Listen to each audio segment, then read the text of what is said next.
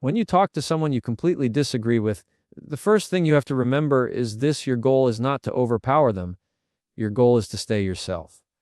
Because the moment you lose your calm, you lose your clarity. And when clarity goes out the window, the conversation stops being about the issue and starts becoming about ego. Most people don't argue because they want to understand. They argue because they want to be right. And if you walk into a conversation with that same mindset, you've already lost your power. So before you even open your mouth, take a breath. Reset yourself. Remind your brain, I'm here to understand, not attack. Now here's the part most people skip. Listen first. Not that fake listening where you're quiet on the outside, but preparing your next comeback on the inside. No. I mean real listening. The kind where you let them finish their sentence. The kind where you're curious, not defensive. Because when you listen, you gather information. And in any tough conversation, information is leverage. When someone feels heard, they stop fighting you and start talking with you. That's how you lower the temperature. That's how you turn a battle into a dialogue. But while you're listening, keep this in mind. Separate the person from the opinion. Someone can have a viewpoint you think is completely wrong, maybe even ridiculous, but that doesn't make them your enemy. Attack their idea, not their identity. The moment you make it personal, the conversation is over. If you want to guide a difficult conversation, stay calm. Calm doesn't mean weak. Calm means you're not reacting, you're responding. You're choosing your words instead of letting emotions choose them for you. And when one person stays calm, it forces the other person to come down to that level or look unreasonable. Either way, you stay in control. And here's a trick that changes everything: use questions, not accusations. Instead of saying, "Why would you think something so stupid?" Try, "Help me understand what makes you feel that way." Same disagreement, different impact. Questions open doors. Accusations slam them shut. You'll be surprised how much tension disappears when you switch from proving someone wrong to trying to understand how they got there. And while you're talking, don't get sucked into the trap of winning. This isn't a debate stage. This is a conversation. If you focus on beating them, you miss the whole point of communication. The real goal is clarity, understanding, respect, even in disagreement. Because here's the truth: you can hold your boundaries without raising your voice. You can disagree without being disrespectful. You can stay firm without being aggressive. That balance is what makes someone powerful in any conversation. So the next time you find yourself talking to someone you completely disagree with, don't show up to win. Show up to understand. Show up with calm. Show up with questions. Show up as the version of yourself you won't regret later. Not every disagreement will end with a handshake. Not every argument will end with a solution. But if you stay grounded, respectful, and clear, you'll walk away with your integrity intact. And that matters more than winning any debate. Listening to understand, not to reload, is one of the hardest skills to master because it requires you to silence the loudest voice in the room, your own. Most people don't listen, they wait. They wait for a pause, a mistake, a moment where they can jump in and fire back with their next point. It feels like a conversation, but it's really just two people loading ammunition while pretending to care about what the other one is saying. And that's why so many discussions end with frustration instead of resolution. When you listen only to defend, you don't receive anything new. You don't learn, you don't connect, and you don't create any possibility for change. You hear words, but not meaning. You hear tone, but not intention. Listening to understand means opening a small space in your mind where your ego doesn't get to sit in the front row. It means letting the other person finish without planning your rebuttal like you're preparing for a courtroom battle. It means being present enough to understand not just what they are saying, but why they are saying it. When you truly listen, the energy of the entire conversation shifts. The other person's walls come down because they don't feel attacked, they feel acknowledged. And acknowledgement is not agreement. You can understand someone without sharing their viewpoint, but most people never get to that level because they think listening equals surrender. It doesn't. It's strategy. It gives you information, perspective, and context. All things that make your eventual response clearer, calmer, and more powerful.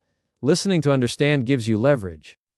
You're no longer reacting out of emotion, you're responding with intention. You're no longer fighting their words, you're working with the reality they're coming from. And once you understand their perspective, you're no longer blindly arguing, you're navigating. Listening is also one of the fastest ways to neutralize conflict. When someone feels misunderstood, they fight harder. They repeat themselves, they raise their voice, they dig deeper to their position. But when they feel heard, they soften. Their shoulders drop. Their tone changes. They stop trying to win and start trying to explain. People don't crave victory, they crave validation.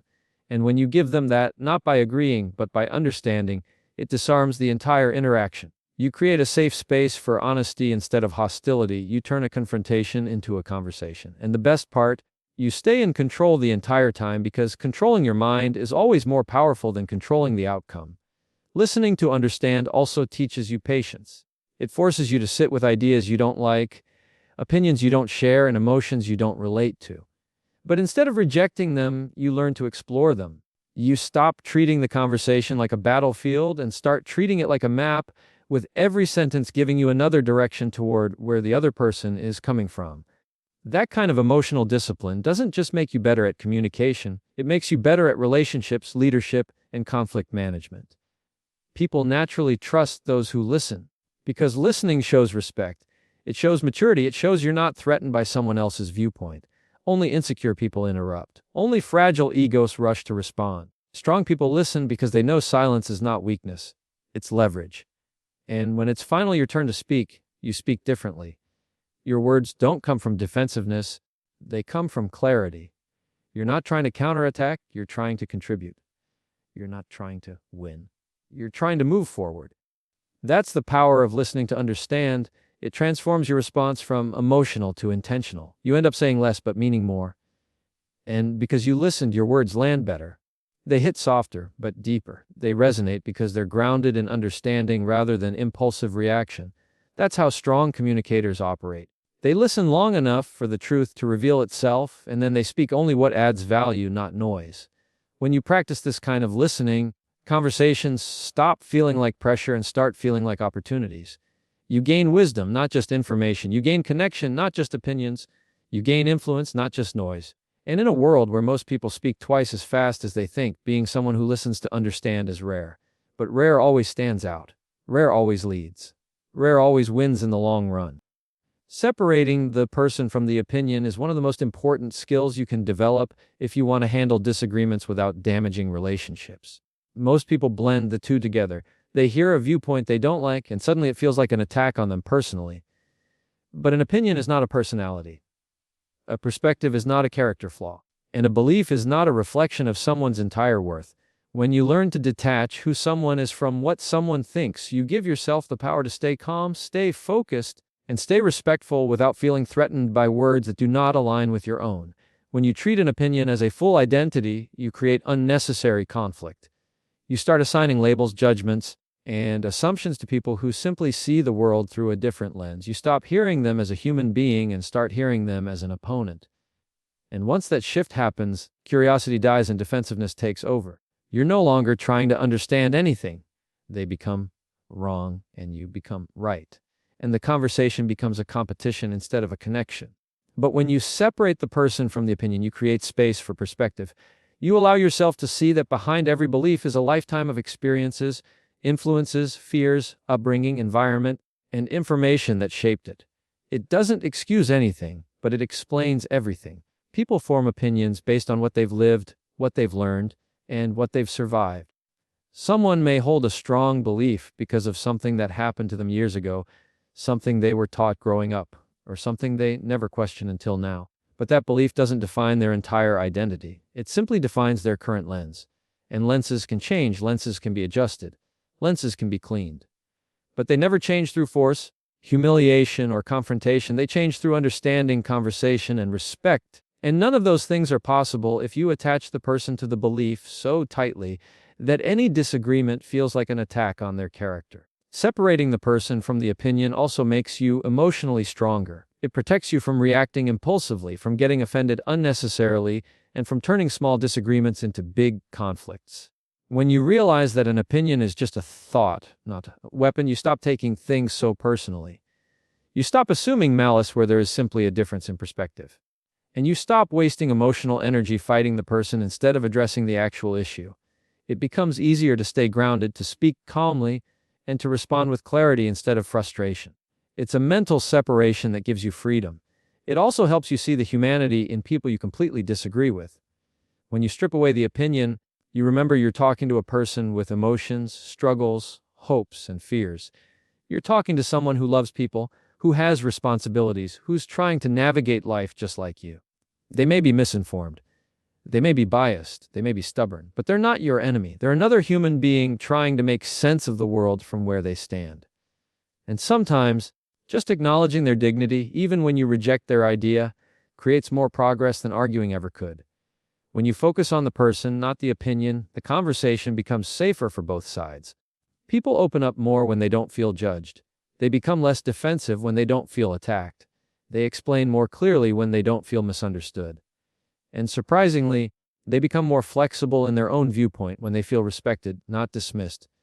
Respect doesn't mean agreement. It means you value the human being regardless of the belief they hold. And that distinction is what allows real communication to happen. Separating the person from the opinion also keeps you from falling into the trap of thinking one disagreement defines the entire relationship. You can like someone and dislike what they think. You can respect someone and reject their perspective. You can care about someone and still disagree with their worldview. Relationships don't need perfect alignment, they need maturity. They need the ability to say, I hear you. I understand you. I still disagree, but I'm not walking away from you as a person. Most people never hear that kind of response, and when they do, it disarms them. It brings the temperature of the conversation down. It creates a bridge where there used to be a wall. And the truth is, if you can't separate the person from the opinion, you end up losing good people because of bad moments. You end up burning connections because of temporary disagreements. You end up creating distance where there could have been growth. You end up fighting battles that don't need to be fought. But when you make this separation a habit, you gain something far more valuable than being right. You gain the ability to communicate with anyone, no matter how different they are from you. That's emotional intelligence. That's leadership. And that's how you turn disagreements into understanding instead of conflict. Staying calm so you stay in control is one of the most underrated skills in communication, especially when you're dealing with someone you disagree with. Most people don't lose control because the situation is too big. They lose control because their emotions get too loud. The problem isn't the disagreement. It's the reaction to the disagreement. When you stay calm, you're not ignoring the issue, you're positioning yourself above it. Calm is not passiveness. Calm is strategy. Calm is power. It's the difference between reacting and responding, between escalating the fire and extinguishing it. When your mind is steady, you see more. You think clearer. You choose your next move instead of being dragged back by emotion into a place you never meant to go. The reason calmness gives you so much control is because emotional intensity blinds you. When you get irritated, your brain stops listening and starts defending. When you get triggered, your body shifts into fight mode, and suddenly every word feels like an attack. You start hearing meaning that isn't even there. You start preparing comebacks instead of processing the actual message. You start aiming to win instead of understand. But when you stay calm, that fog disappears, your focus sharpens. Instead of reacting to the tone, you pay attention to the content. Instead of getting derailed by emotion, you stay anchored to the purpose of the conversation. Calm also protects your dignity. It keeps you from saying things you'll regret, from raising your voice, from matching someone's disrespect with more disrespect. It's easy to be calm when everyone is being reasonable. The real strength is staying calm when someone else is losing it. That's when calm becomes a superpower. You stop playing their game. You stop mirroring their behavior. You stop being controlled by their energy. When someone tries to push you and you stay centered, it sends a very clear message. You don't get to control me. That level of control over yourself earns respect, even from people who disagree with you. Staying calm also changes how the other person behaves. People usually match your tone. If you're aggressive, they become defensive. If you're irritated, they become stubborn. If you're dismissive, they become louder. But if you stay steady, you take away their momentum. They can't escalate if you don't join them. They can't argue with your emotion if you're not giving any. They can't dominate the conversation if you're not letting them pull you into chaos. Calmness neutralizes drama. It slows the emotional pace of the conversation. It makes the other person recalibrate because they no longer feel attacked, they feel observed. Calm also gives you time. Time to think, time to breathe, time to analyze what's actually happening instead of reacting to the first thing you feel.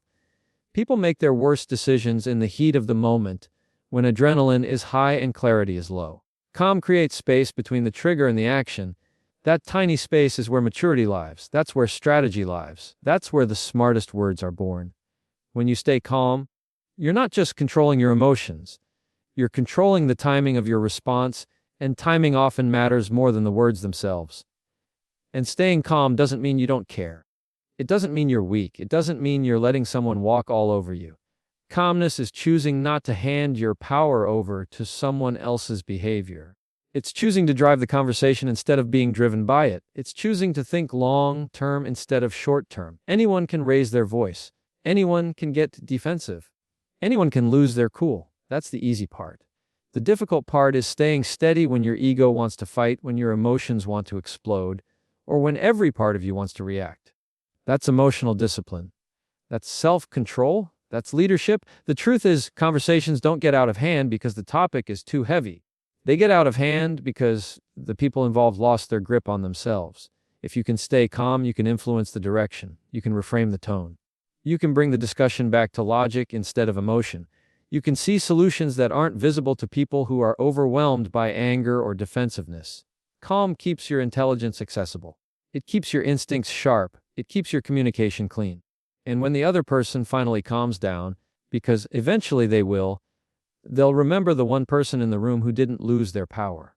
That impression stays with people long after the conversation is over. Staying calm isn't just how you stay in control of the conversation. It's how you stay in control of yourself. And once you control yourself, nobody can control you.